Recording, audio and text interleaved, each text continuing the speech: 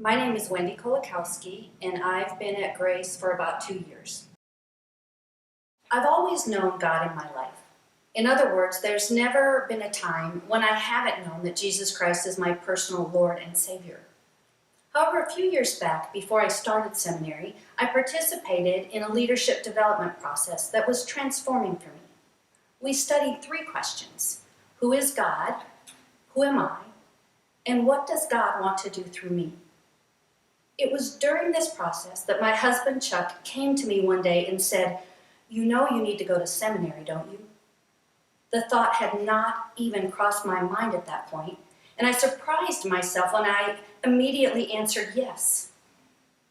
And then I cried for about a month, because I knew it would be a difficult journey for me, starting school again after being out of school for, let's just say, a long time, learning new languages of Greek and Hebrew, and just a big change in my life. So I wrestled with God about it. And quite frankly, I thought I won the wrestling match, and I decided that God wasn't calling me to seminary, and I went on with my life as usual.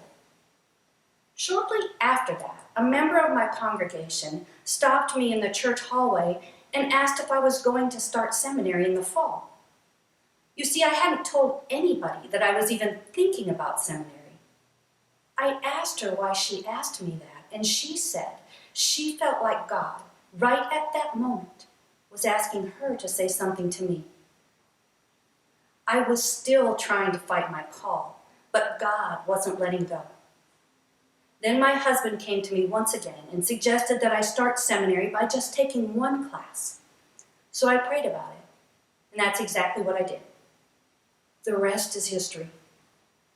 You see, I've learned that when God calls, it may not always be something that we want at first, but God doesn't let go of us. God continues to work in us and transforms us until it works out according to His purpose.